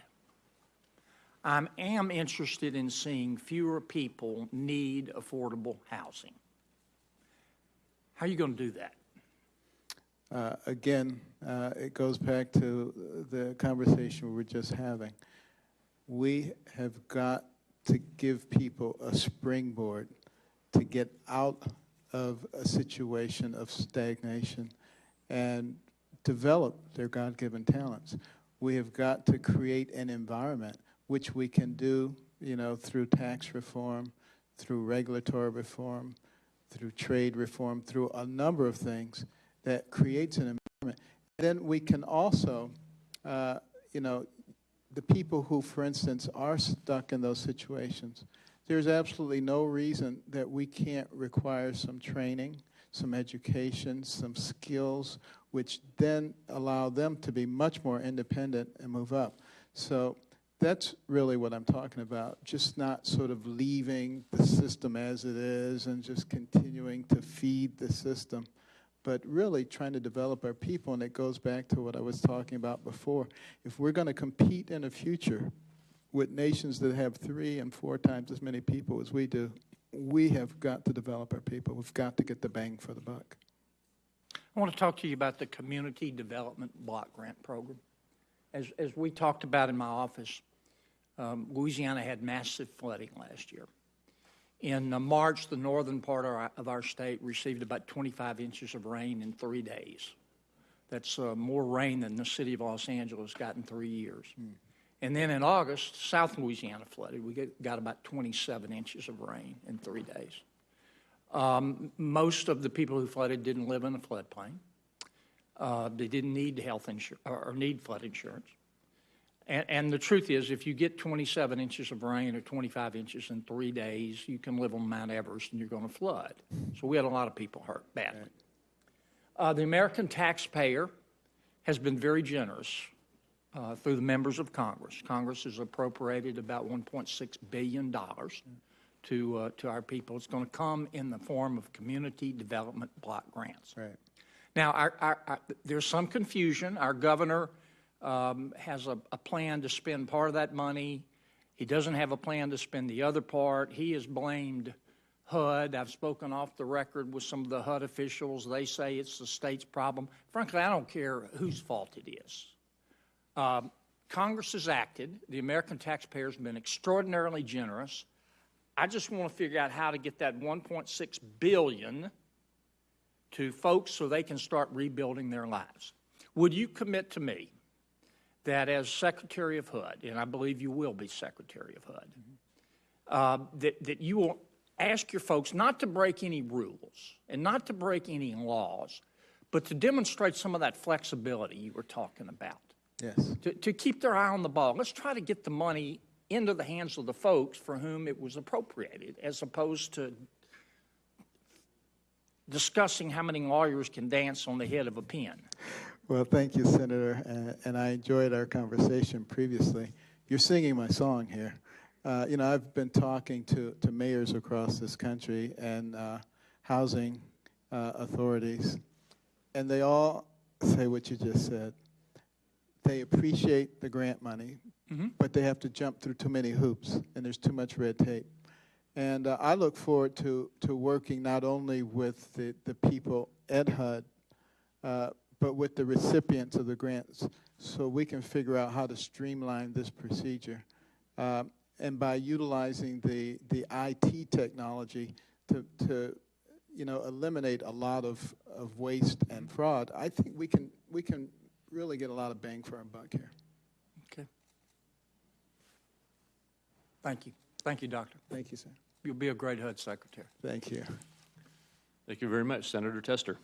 Thank you, Mr. Chairman. And as others have said before, I look forward to your leadership on this committee, and I appreciate you being in this position. You've been there before and done a fine job, and I have no doubt you'll do a fine job moving into the futures. Dr. Carson, thanks for putting yourself up for this, and as others have said, thank you to your family for their support of you in this position. Others have talked about the similarities of how you've grown up with them. You haven't grown up with the same similarities that I have. I've grown up in the West, and I can tell you that I would not be in the position I'm in without the Homestead Act, without the measures that President Roosevelt took in the dirty 30s. We would have been off the farm and gone from Montana. And even today, and I'm not particularly proud of this, but even today, agriculture still gets significant subsidies to keep themselves going. So I think we both agree that government plays an important role in whatever we do, and housing is no exception. I can also tell you that from a regulatory standpoint, we don't enforce things like the Packers and Stockyard Act, and that's one of the reasons we still have ag subsidies. So there is room for regulation in this. I want to touch on one thing that was said, and it deals with this, and you have no control over this. But why the blind trust is so important is because we elect people to offices like U.S. senators and President of the United States, not for personal gain, but for the betterment of the country. Sure. And I can tell you, you're not going to be able to tell what happens if that is not put into a true blind trust, just like Jay Rockefeller did when he was in the U.S. Senate. We're not asking him to do anything different than what's been done before. One of the problems with coming late to a committee hearing is everything's been said, but not everybody said it, so I'm going to say it. Affordable housing is, and by the way, thanks for coming to my office. Affordable housing. I enjoyed it, particularly seeing that buffalo. Darn right. You come out, we'll show you some that are walking around. The affordable housing is critically important, and I can give you plenty of examples. We talk about a holistic view, which I agree with. Plenty of examples where there isn't affordable housing, there isn't the economic opportunity, there isn't the opportunity to create jobs, there's an opportunity to move the economy forward. I was just in Havre, Montana, 10,000 people visiting with business leaders. They can't get new businesses to come in because they don't have a workforce that can be housed. So we're not talking just about poor, We're talking about everybody. If we're going to increase the middle class, you're going to be a big part of that. Another thing is the 30-year note. Pretty special to the United States. I mean, it really is. Absolutely. But it has allowed tons, millions of people to get into housing that wouldn't otherwise be there. So my question to you is, do you believe it is possible to have a 30-year mortgage without a government guarantee? Yes, I think it is possible. How are you going to do it? The private sector. We have to, but you can't do it overnight. It has to be a gradual change.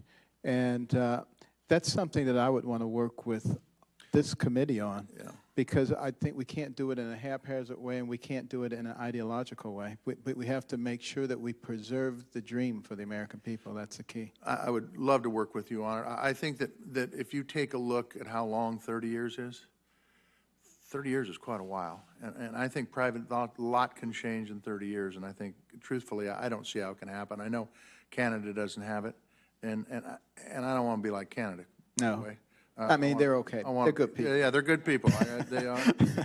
I can almost see Canada from my doorstep, so they are good people. But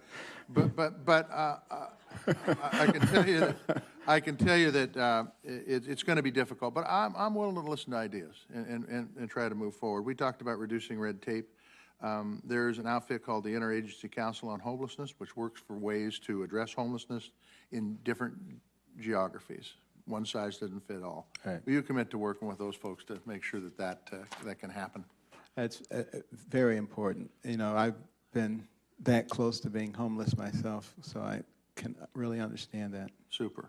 Not a lot of folks have talked about Indian country. My friend Senator Heidkamp may when I get done, but housing is a huge problem, and it's one of the reasons that we hope you come to North Dakota and Montana when you do your listening session to look at some of the large land-based tribes and the challenges that they have. But one of the biggest sources for federal funding in Indian housing is block grants. And do you have any ideas on how HUD can really focus on Indian country because you're right, there's a lot of regulation, but there's also just unbelievable, you've come from it, you've seen it, poverty. Yes. And if you want to talk about at-risk kids, they're all Native American in the Right. state of Montana for the most part.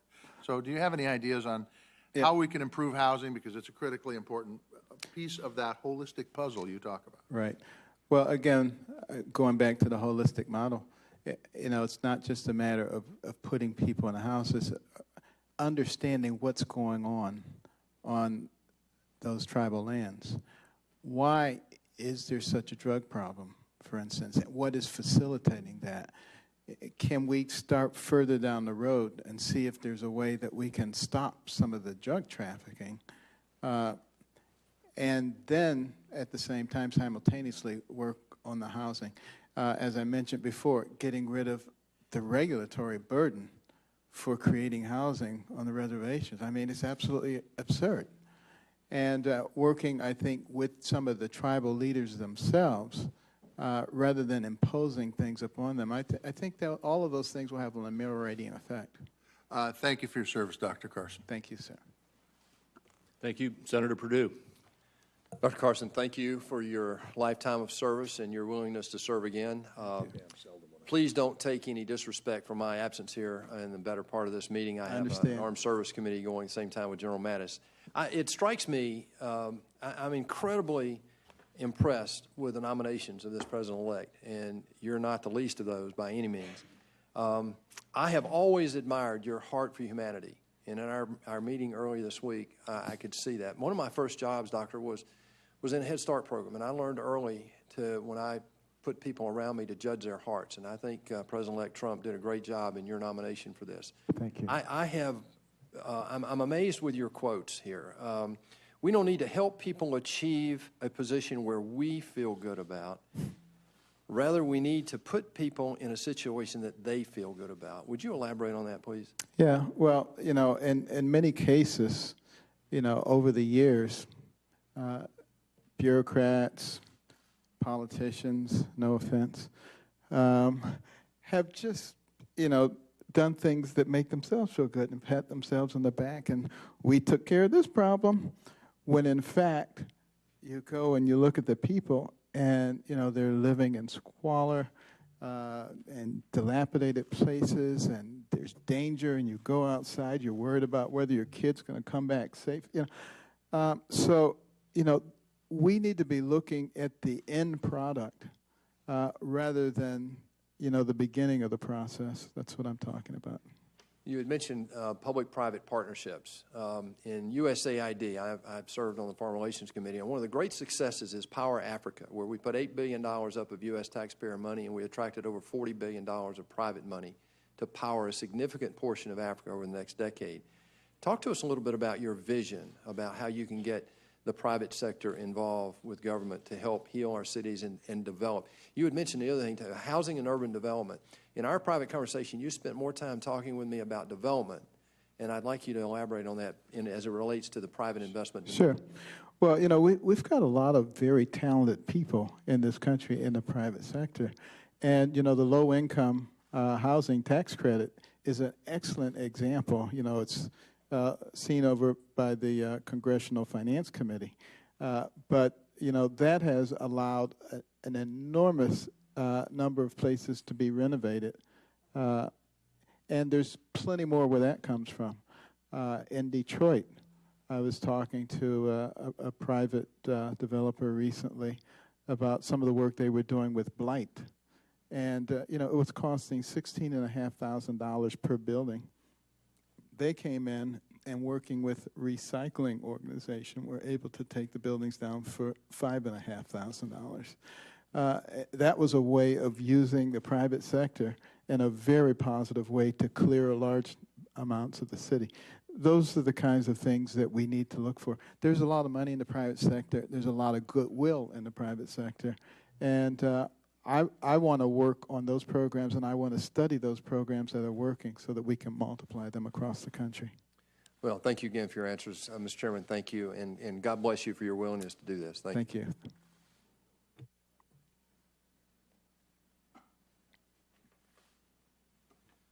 Senator Heitkamp.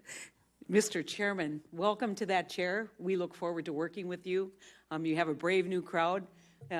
Two little kids' chairs. I used to sit over in that one, so welcome to the new members. I sat in that one over there. It's the little kids' chairs, sorry. Dr. Carson, there's a lot of people who kind of scratched their head when you were nominated, thinking, what does he know about housing? And how is he going to manage this agency? And I've thought a lot about that, and you and I have had a great conversation, and thanks for coming. But we aren't in the housing business. We're really in the people business as we look at this agency.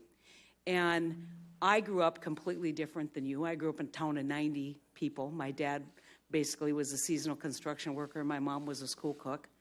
And like you, I was blessed with parents who really believed in me. Unfortunately, in America, there's so many children who don't have our blessing. And those children have suffered traumatic events in their life. It has limited their ability to grow emotionally. It's limited their resiliency. It's created problems for them that they carry with them the rest of their life. And I thought about you as a neurosurgeon. I thought of you as a man who understands brain function. I thought, you just might be the right guy if you focus on why people are in poverty, not judging people who are in poverty, right, but doing it in a way that we haven't thought about before, that we haven't even considered before. And so I would really challenge you to take your enthusiasm for change, which we all agree that we are an exceptional country that should provide opportunity, should provide that ability that you and I both have had to come out of poverty, but we absolutely need to understand why people are in poverty without judgment. And that's a critical piece for me. You and I have had a great chance to talk about Native American issues. We had a great chance to talk about rural housing shortage, both of which Senator Tester raised. I want to just hit two issues. One is transitional housing, and the other one is runaway and homeless youth. And they are on the other end of the spectrum of what I'm talking about in terms of early intervention. But they are critical services for what we hope to do as a country when we look at judicial reform, when we look at the opportunity to change. Transitional housing is something that I believe is essential to reentry for so many of the people whose human capital we're wasting every day. And I want a commitment from you that you will make transitional housing, as we look at judicial reform, a major priority in terms of housing and in terms of helping in that cycle. Well, I think it's very important. As you know, we have the HEARTH program, the homeless emergency. But I'm not really talking about that. I'm talking about long-term, transition, so that when people are taken out of situations, whether it is disability, whether it's a homeless vet, they're provided wraparound services in a location where they feel and are nurtured and have the ability to transition. And so we think, okay, you get 30 days and you're out. I mean, we have an opioid crisis in this country. We have a homeless crisis in this country. We have a trauma crisis in this country. It can't be dealt with without dealing with transitioning people out of those situations. Well, you relayed a very poignant story during our conversation, which stuck with me, which I've used to others. it's obviously very important, and I very much look forward to working with you. It's an important I want to talk about another issue that we deal with a lot, and that's human trafficking, youth trafficking, the abuse of children. A lot of people think, I would like to say, it's like when talk about human trafficking or child sex trafficking, they sometimes kind of see this Laura Ingalls Wilder bounding through the prairie, and some dark cloud comes and swoops her up, and now she's in this horrible life. And I'm not saying that doesn't happen, but I will tell you who these children are. These children have been thrown away, they have been given away, and they're abused every day. And if we don't get them off the street, if we don't do everything that we can to protect them at that point when they're leaving their family, they will be the most serious victims of crime in this country. And so we need to reauthorize the homeless and runaway youth program. We need to do everything that we can to provide that environment, that shelter environment that prevents these children from becoming victims of the most heinous and horrific crime that's committed in this country. Senator, you don't have to convince me about. You know, you got to get it in, though. Lay down the marker. And so I look forward to working with you, and I really look forward to you examining the work that we've been doing on trauma and really seeing that as an entry-level opportunity for change in the early stages, especially in the programs that you run, because housing is foundational. It's foundational to family growth. It's foundational to raising healthy Americans. So, thank you. This is going to be a great committee to work with. Yeah. We are a really great committee. You're right. That's stipulated. Senator Cotton. Thank you, Mr. Chairman. Senator Brown, Dr. Carson, I want to apologize for my delayed arrival. We've had the nominations for General Mattis in the Armed Services Committee and Congressman Pompeo in the Intelligence Committee. Just two other nominees like yourself that reflect very well on Donald Trump's cabinet and his judgment in assembling that cabinet. And I look forward to supporting both of them as well as your nomination, Dr. Carson.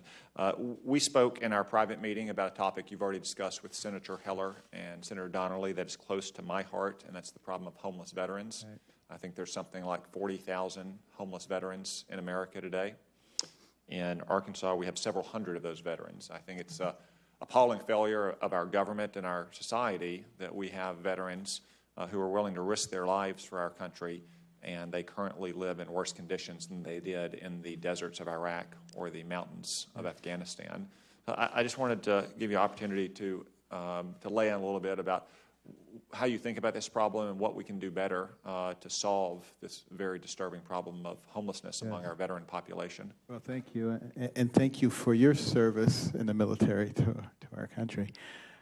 You know, back in World War II, one of the things that helped us to get where we needed to get in the civil rights movement was the service of Black Americans in the military. And when people began to see how they were willing to sacrifice everything but would come home to our own country and be ill-treated, it sparked something in the American psyche. And I'm hopeful that at this stage of the game, the fact that we have homeless veterans and veterans who are not receiving appropriate medical care will have the same effect. It seems almost immoral that we could have a group of people who've sacrificed so much and then basically just kick them in the pants. That certainly will not be the case with HUD.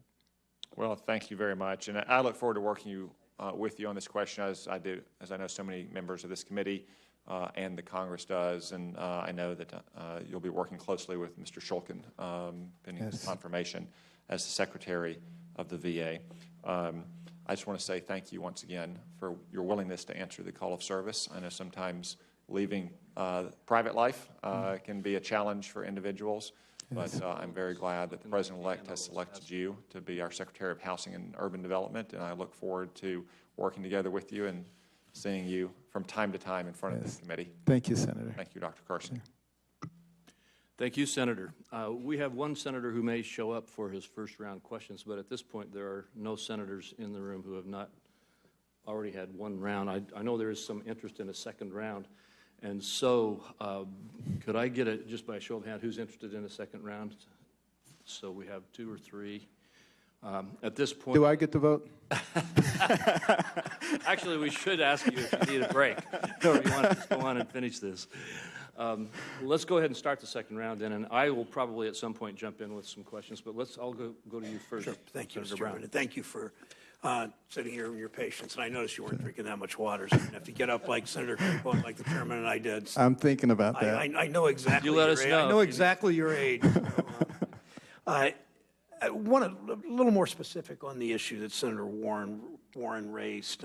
Yesterday, the president-elect announced his intention to hang on to his investments, not put them into a blind trust. I appreciated, too, Senator Tester's very specific admonition about that. This creates particular problems for HUD since he has invested.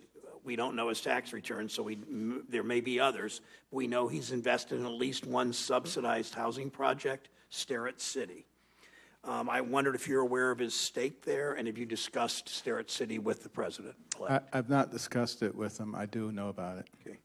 I don't see how HUD can avoid the appearance of a conflict should any issue arise on this property. Do you? Well, what I would hope would happen with this committee is that we could come up with a suggestion that might be acceptable to all sides. Okay, let me start with one. Would you commit to report back to the committee on any issue that should arise on a property, Starrett or otherwise? Again, we don't necessarily know if there are others. Would you commit to report back on any issue that should arise on a property owned by Mr. Trump or his family, in any contact you or any subordinates receive from the Trump Organization or the White House or any other source other than normal back and forth between a project and its oversight officials? Would you commit to reporting to this committee anytime that arises? I would be more than delighted to discuss those issues. Will you then, thank you, will you set up a process to identify those conflicts? I'll work with you to set that up. Okay, good. Thank you for that commitment. One other question in response, then I won't take my whole 5 minutes, Mr. Chairman. I appreciate your comments and your testimony about the interaction between housing and health care. When Matthew Desmond signed his book to me, and I bought it, I want you to know that, he wrote on his book, Evicted, home equals life.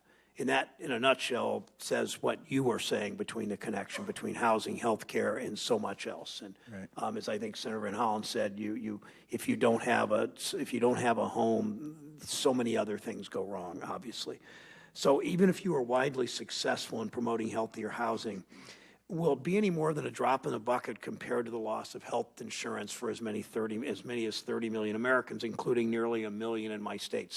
Governor Kasich, a Republican, has admonished Republicans here, don't repeal the Affordable Care Act unless you replace it immediately, because what do I do with 700,000 people that have Medicaid now in Ohio? His words. So my question is, you responded to him that if you're going to, that you are seem less than enthusiastic about the way Medicare and Medicaid operate, so you said you would be willing to eliminate them, but only if something replaced them immediately. So does that mean that you would oppose the elimination of the Affordable Care Act without something replacing it immediately? Yeah, I've said that many times. I don't think it's reasonable to pull the rug out from anybody. We always have to make sure that we are taking care of our citizens, so regardless of our political persuasion. So if you had been the senator from Florida instead of Senator Rubio, the vote last night might have been different. Oh, never mind. Okay. Thank you, Dr. Carson. Thank you. Although we had a senator. One more point. I just wanted to thank you. I'm sorry. I just wanted to say thank you. You remind me of Columbo. No, I'm not, is that good or bad? I've actually heard that. No, I'm Rose. It's all right. I've heard that before. I think I heard it from somebody in Youngstown. I want just one point. I wanted to thank you for what you're saying about lead, repeated comments about lead, both in public housing and in the private rental market. That is so important. The discussion we had about the percentage of toxic lead in almost every single home built before about 1978. Yeah, but even the housing stock that's older, right, it's particularly bad. Exactly. Because the housing is decaying, and in the city I live in, it's it's probably 85 to 90% of the homes. So Right. thank you, and I apologize, Mr. Chairman. Okay.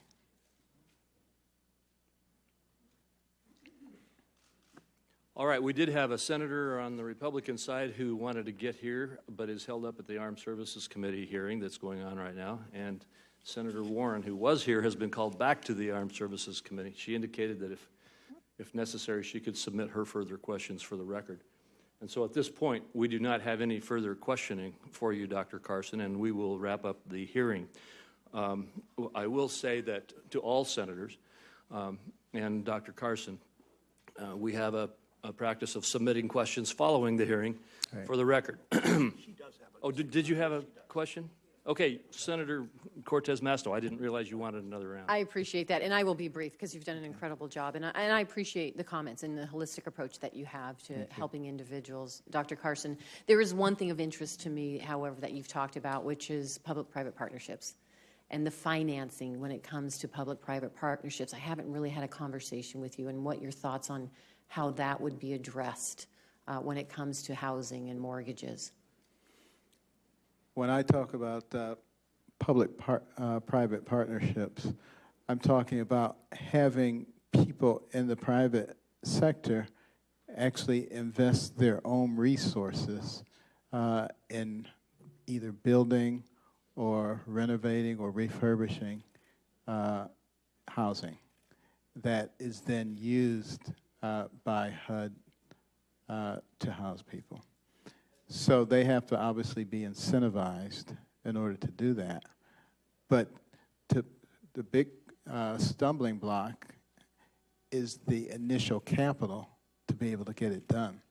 And as long as they can realize a return on that capital investment, you know, this country was built on entrepreneurial risk-taking.